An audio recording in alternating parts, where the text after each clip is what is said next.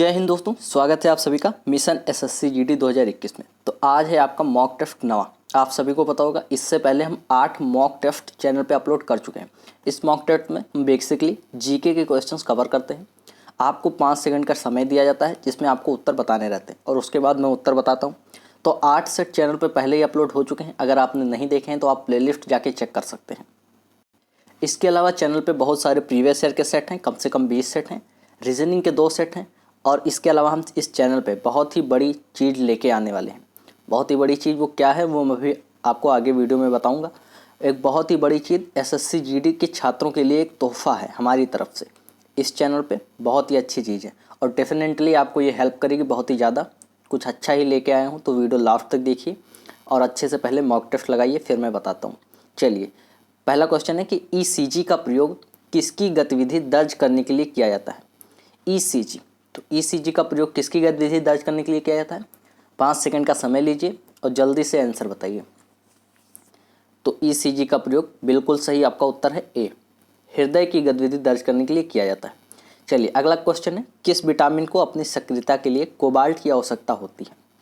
किस वैज्ञानिक विटामिन को, सॉरी दोस्तों, विटामिन को अपनी सक्रियता के लिए कोबाल्ट की आवश्यकता होती है। तो किस विटामिन को होती, ये होती है आपका विटामिन B12।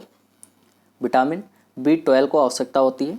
चलिए, अगला क्वेश्चन है, निम्नलिखित में से कौन सा राजकोषीय नीति का साधक नहीं है। निम्नलिखित में से कौन सा राजकोषीय नीति का साधक नहीं है। राजकोषीय नीति का, तो ये आपकी बैंक दर राजकोषीय नीति का साधक नहीं है, ये ध्यान रखेंगे। अगला क्वेश्चन, ये सारे क्वेश्चन इंपॉर्टेंट है, अगर आपको कुछ नहीं आता है तो आप अलग से नोट कर सकते हैं। इसके अलावा चैनल पे कुछ बड़ा आने वाला है और बहुत ही अच्छा आने वाला है आपके लिए, तो सपोर्ट करते रहिए। चलिए, मूल लागत किसके बराबर होती है। ये तो आप सभी को पता होगा कि मूल लागत किसके बराबर होती है। मूल लागत, तो बिल्कुल सही, परिवर्ती लागत में प्रशासनिक लागत का योग मूल लागत कहलाता है। ये इकोनॉमिक का क्वेश्चन है और ध्यान रखेंगे, एक क्वेश्चन इकोनॉमिक का पूछा ही जाता है एसएससी जीडी में। इससे पहले मैंने आपको जो प्रीवियस ईयर सेट कराए हैं उसमें बहुत सारी चीज़ें बताई हैं कि कैसे कैसे पूछा जाता है। तो आप पहले तो प्रीवियस ईयर के सेट सारे ज़रूर देख लीजिए, उसके बाद आराम से मॉक टेस्ट लगाइए और भी बहुत कुछ दिया जाएगा आपको। उच्च न्यायालय के न्यायाधीशों की नियुक्ति कौन करता है। उच्च न्यायालय के न्यायाधीशों की नियुक्ति कौन करता है। 30वीं का आंसर आप सभी को देना है और सभी को पता भी होगा, राष्ट्रपति करते हैं आपके। इसका उत्तर आप सभी को पता रहा होगा। चलिए, राज्य नीति के निर्देशक सिद्धांत के साथ भारतीय संविधान का कौन सा भाग संबंधित है, यानी कि डीपीएसपीएस कौन से भाग में लिखी हुई है। इसका उत्तर मैं पहले भी आपको एक बार एक सेट में बता चुका हूँ, प्रीवियस ईयर के सेट में एक क्वेश्चन आया था, भाग 4 में। कहाँ पे है, भाग 4 में। अगला क्वेश्चन है, भारतीय नागरिक के कितने मौलिक कर्तव्य हैं। ये उत्तर तो आप सभी को पता होगा और बिल्कुल भी गलत नहीं करना है। सरदार स्वर्ण सिंह की सिफारिश पे 42वें संविधान संशोधन द्वारा मौलिक कर्तव्य जोड़े गए थे। पहले जो ये मौलिक कर्तव्य थे, अगर ये कहा पूछा जाए आपसे कि मूल मौलिक कर्तव्य कितने थे, यानी कि पुराने कितने थे, तो वो 10 थे और अब बढ़ के कितने हो गए, तो 11। तो आपको अभी के हिसाब से लिखना है कि कितने मौलिक कर्तव्य हैं। अगर हैं कह दिया जाए तो 11, अगर थे पूछा जाए 10। ठीक है, याद रखेंगे। डायनासोर थे, अब डायनासोर तो आप सभी को पता होगा, डायनासोर क्या थे।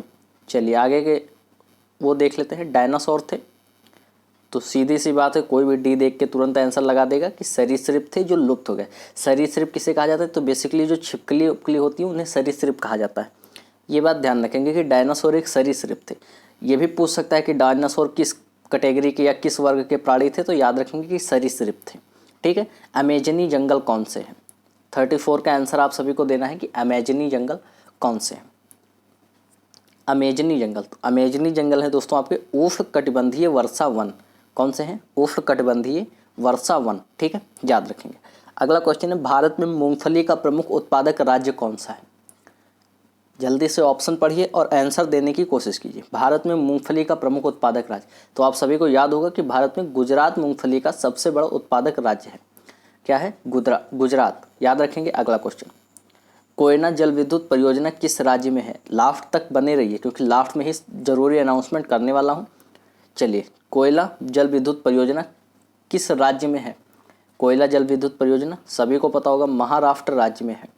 याद रखेंगे अगर नहीं पता है तो। चलिए, अगला क्वेश्चन है, भारत में सही मायने में किसे स्थानीय स्वशासन का जनक कहा जाता है। ये क्वेश्चन सबसे ज़्यादा इंपॉर्टेंट है, याद रखिए बात को, ये बात चाहे नोट कर लीजिए अगर आपको ना याद हो। भारत में सही मायने में सबसे किसे स्थानीय स्वशासन का जनक कहा जाता है? तो ये कहा जाता है आपके लॉर्ड रिपन को। किसको कहा जाता है? लॉर्ड रिपन को। अगला क्वेश्चन है, निम्नलिखित में से विशिष्ट द्वैत दर्शन शास्त्र का प्रतिपादक कौन था? विशिष्ट द्वैत दर्शन शास्त्र का प्रतिपादक कौन था इसमें से आपका? तो इसका राइट आंसर हो जाएगा ऑप्शन सी, रामानुजाचार्य। मैं इतना टाइम आपको देता हूँ बीच में कि आप आंसर सोच सकें, तो आप सोच लिया कीजिए। और साथ में अगर आप बनाते चल रहे तो ये आपके लिए सबसे ज़्यादा फ़ायदेमंद होगा। अगर नहीं बनाते चल रहे तो चलिए कोई बात नहीं, मुझे कुछ नहीं जाना है, मैं एक बार क्रैक कर चुका हूँ और अब मुझे SSC GD क्रैक करने की कोई ज़रूरत नहीं है। आपको क्रैक करना है तो आप साथ में बनाते चलिए, प्रैक्टिस करते चलिए, चैनल से जुड़े रहिए। जितनी ज़्यादा प्रैक्टिस आप करेंगे उतना ज़्यादा आपके लिए SSC GD में इंपॉर्टेंट होगा। मेरिट बहुत हाई जाती है, इस बात में मत रहिएगा कि मेरिट बहुत कम जाएगी, मेरिट हाई जाएगी ही जाएगी। निम्नलिखित में से कौन व्यवसाय के आधार पर जुलाहा था? निम्नलिखित में से कौन व्यवसाय के आधार पर जुलाहा था? तो कबीर जी आपके व्यवसाय के आधार पर जुलाहा थे। इस बार मेरिट आपकी सबसे ज़्यादा हाई जाएगी, क्योंकि दोस्तों भर्ती की नोटिफिकेशन बहुत पहले ही आने वाली थी और अभी तक, यानी कि मैं जून में ये वीडियो रिकॉर्ड कर रहा हूँ, जून तक तो नहीं आई है। तो आप सोचिए कि कितना ज़्यादा बच्चे तैयारी कर रहे होंगे। जब तक मार्च में ही इसकी मतलब नोटिफिकेशन का वो आ गया था कि आने वाली है भर्ती, तो मार्च से ही बच्चे लग गए हैं, तो उनकी तैयारी कितनी ज़्यादा मजबूत होगी और कंपटीशन कितना हाई रहने वाला है, ये बात आप सोच सकते हैं। तो आपको बताने की ज़रूरत नहीं है कि आपको कितनी तैयारी करनी है, आपको तैयारी करनी पड़ेगी मन लगा के। चलिए, तो तैयारी का सबसे अच्छा तरीका ज़्यादा से ज़्यादा मॉक टेस्ट दीजिए, ज़्यादा से ज़्यादा प्रीवियस ईयर के क्वेश्चन लगाइए। चलिए हम लोग क्वेश्चन देख लेते हैं। स्वर्ण मंदिर की स्थापना किसने की थी?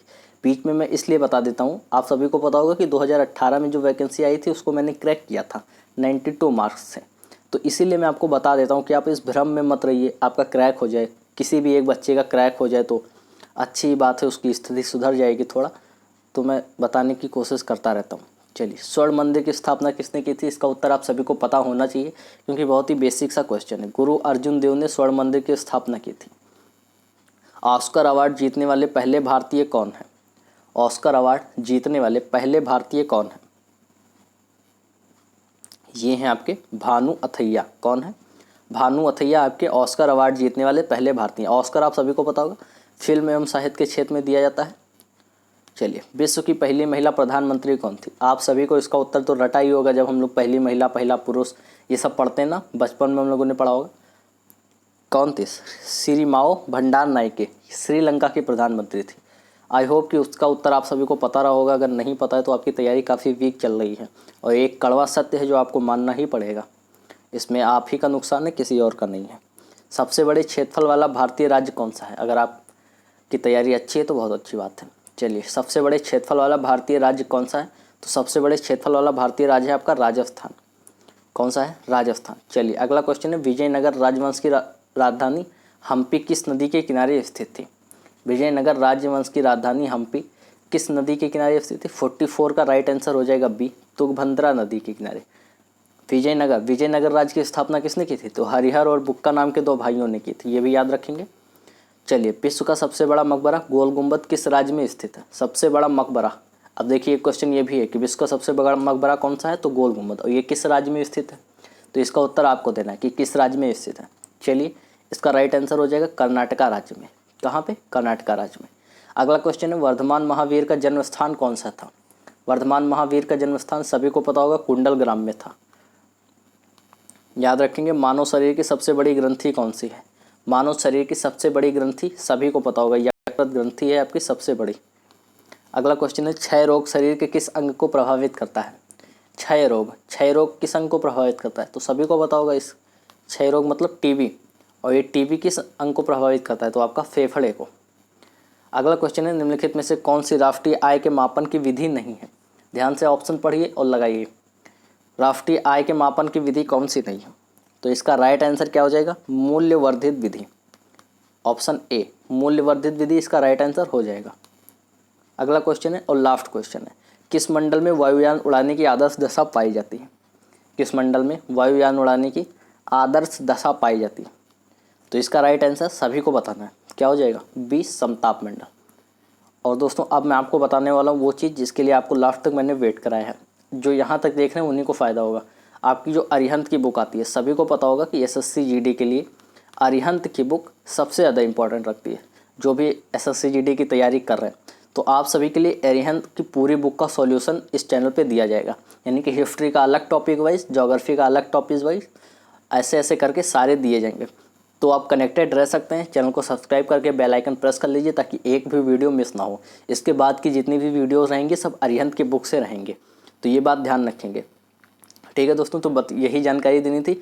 और मुझे ऐसा लगता है क्योंकि मैंने भी अरिहंत की बुक से ही तैयारी की थी पिछली बार, तो अरिहंत की बुक से अगर आप पढ़ते हैं, अच्छे खासा वीडियोस देखते हैं, तो आराम से आपकी तैयारी बहुत अच्छे से हो जाएगी।